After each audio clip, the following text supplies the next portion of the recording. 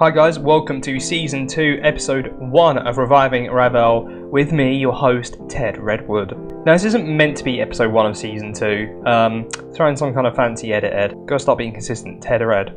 Basically, something went wrong with Episode 1. But Ravel Morrison is still here. He has made some appearances for Jamaica. He's got 2 goals and 3 caps, which I had no idea really happened. I was sort of just skipping through the summer a lot, seeing as Director of Football does everything. Just to add insult to injury, or add injury in general, Ravel Morrison was injured for the first game of the season against Fleetwood Town, so he skipped over that one, but we're back for Nottingham Forest.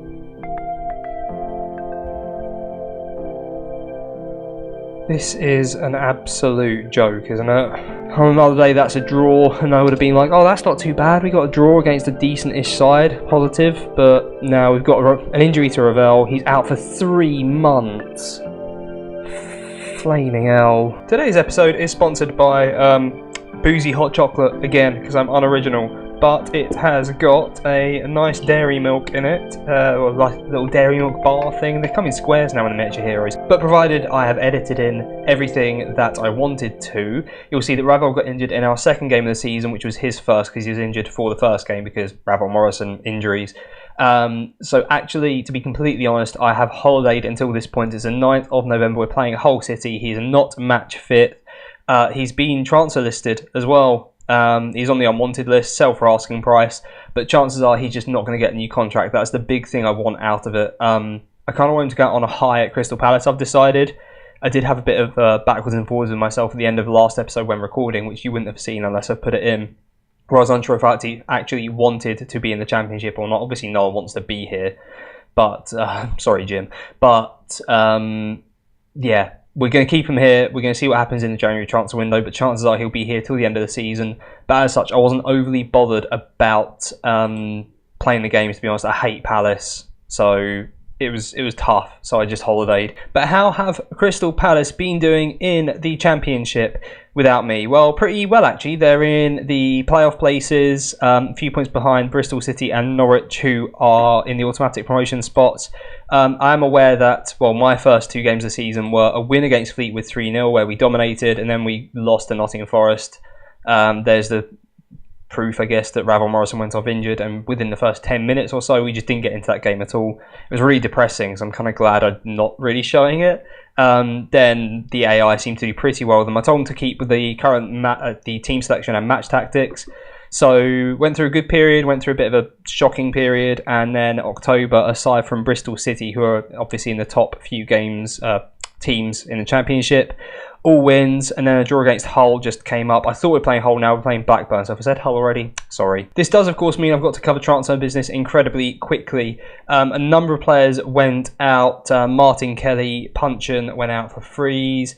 Zaha went to PSG for 30 million, Kouyaté to Bromby for 4. Max Meyer went to Huddersfield for 27, Van Arnholt to Celtic for about 6, and then Sacco for about 16 million. So left a pretty big dent down the centre of our side. We brought in a few players who I've got no idea about, but Kifton Bell looks okay. He's mainly been a substitute, but he's pretty well rounded. I'm probably going to be playing him as a Segundo Volante today. Not really cut out for it, but whatever. Couple of youngsters, and then Alex Allegria, who has been our starting forward. It's nice to have a forward who's scoring. So obviously I saw him score the first game of the season. He's been on form since then. I'm just going to trust that the tactic's doing okay, but I guess we'll find out in the game. Pretty well rounded, playing as an advanced forward. I'm sure he loves it. Yeah, he's fine. And then on transfer deadline day, because Sacco went out the day before, Ruben Semedo came in from Villarreal for €2 million. Is this going to load? There we go. Actually, pretty good, to be completely honest. I'm happy. Concentration decisions aren't fantastic, but I mean, so far he's looked alright. 6.89 average. Yes, it's alright, isn't it? And then Robin Quaison comes in from Mainz 05, or I guess Funf. Now worth €10 million, attacking mid.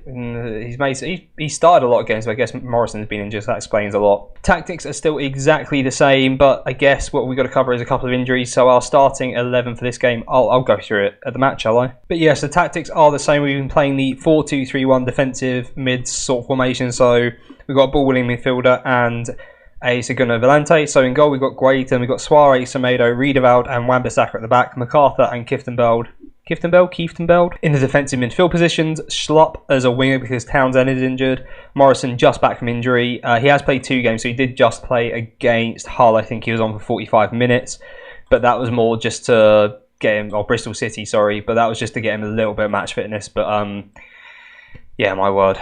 And then Canos on the wing with Allegria up top. Blackburn, are they going to look anything like I've seen him before? So David Raya, who I think from 11-1 has actually signed in his Eintracht Frankfurt series. I'll call it a series, that makes more sense. You need to find that on WordPress. I'll put a link somewhere probably. It's pretty darn good as always.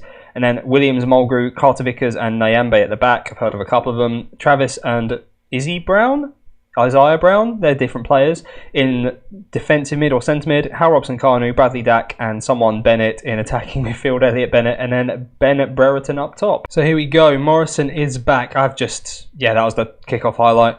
I am a bit nervous, obviously having not really seen us play too much. I've seen us play 2 games. I know it's probably not great for some people wanting to watch, but considering the point of the whole save is Ravel Morrison, I'm not here to be a Palace manager particularly.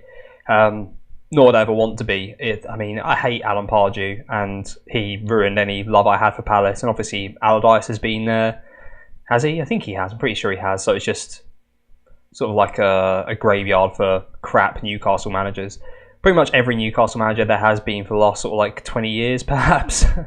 A bit of an exaggeration. Bobby Robson was there in 20 years. Benitez pretty good at the moment. Anyway, Canos swings in a ball. I thought that was going to be a better ball, and that was the whole highlight apparently. 35 minutes gone, we've made the change to positive, and Ravel Morrison is just completely dying out there. I probably shouldn't leave him on, but I am kind of desperate to, because I can't just go through the rest of the season not having Ravel Morrison on the pitch. He needs to suffer, and we'll hopefully just do something about it at a later date. Yeah, that was terrible. That was that one highlight, which wasn't really a highlight. This is something I've noticed recently as well with this 4-2-3-1, even in my Nazareth save, which I need to really catch up writing with. It stopped creating... the chances are fine, but they're not as consistent. The chances are normally pretty good, though, when they come, but it's just not as convincing as it was. And I need to change something, but I don't know. I need to figure out what the problem is first. But as I said, I don't really watch games on 90 minutes or comprehensive or anything like that, so I don't really figure these things out. Right, Morrison is on he's on 65% and on 6.4 rating, attacking mid support. We're going to change into attack. I wanted to put him in his preferred position, but I don't think it's working. We're also going to stick these guys on attacking roles and just see what that does. I kind of want to force the issue in the middle, put the Volante on support, I'll put ball in midfielder on defend, and hopefully that sort of evens out a lot more. But what we're going to do is we're going to take off Wan-Bissaka. No, we're not, because I don't want Tompkins on the pitch because he's terrible. Luke Drake can come on for MacArthur. Balling midfielder, defend. We're going to put on Jordan Much for Kieftenbeld. And then my final change is going to be Connor Wickham coming on as a winger. Can I switch him over? Yeah, that'll do. Wickham's going on as an inside forward on attack, and then Canos as a winger on attack on the other side. Jeffrey Schlupp has come off for him. We've got a highlight. Ravel Morrison over the free kick, swings it in. Suarez at the back stick. Morrison's back. Oh, I love it. Sensational stuff. Morrison, we've seen a few of these since he arrived at Palace. Swings it to the back post. Suarez there. Easy header into the net. And Ravel Morrison, despite being on just over 60% condition, as providing an assist. An assist from a free kick is pretty easy, right? But it's showing up as Izzy Brown there. I'm not going crazy. But Blackburn do have a free kick. Mulgrew just...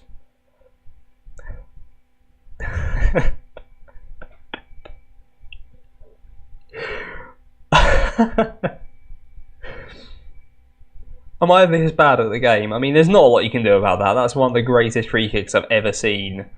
On the game or real life. I'm going attacking. That's ridiculous. Demand more. Morrison's got a yellow card. What can you do about that?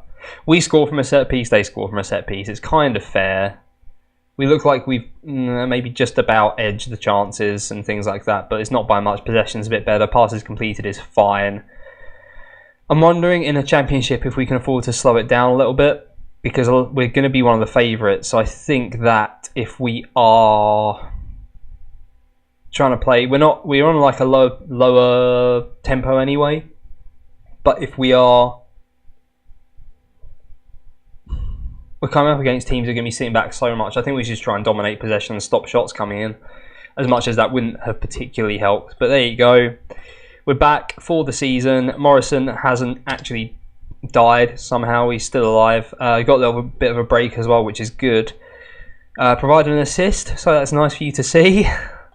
I can't believe how bad I am with Palace. I mean, I can believe it. My game is lagging tremendously. Where does that leave us in the table? Leaves us in 5th place. We are, well, even further behind Norwich at the top of the table. Bristol City are 4 points ahead, but with the game in hand. And there's a few teams who are just behind us in the league. And my word, now I see teams like Luton, Portsmouth, and Fleetwood getting promoted. By the way, pretty cool. And before I forget, I'm actually going to make that change now. I think we're just going to go much lower. And we'll keep the shorter passing, but much lower tempo. Hopefully it'll mean we hold on to the ball a bit better. Might go a little bit wider as well. That might help. I can't really think of much else though, to be honest. So yeah, we've had a bit of a torrid time of that. I think we are going to come back. I want to do a game that's sort of significant for Ravel. So it's probably going to be QPR. Probably come back around January as well and see how things are looking for Big Rav. Hopefully as well, by the time the next game rolls around, we'll have more of an idea of how the team is doing, what we're doing, and I can provide some stats for Ravel, get my teeth in. But if you enjoyed that, please do like and subscribe, see where Ravel is going next. I'm really hoping he goes on a pre-contract agreement in January to somewhere else. Truth be told, I ran a little sim where I released him just to see what sort of team would pick him up, and it was actually AEK Athens, but I don't have the Greek league loaded. So I think in January what I'm going to do is just go around and add a load of the bigger leagues anyway. I just want to make sure I'm prepared for the next step, because obviously if he goes somewhere and I don't have that league loaded, that's going to be a royal fuck up, isn't it? But yes, I'll see you next time, and thanks for watching. Cheers!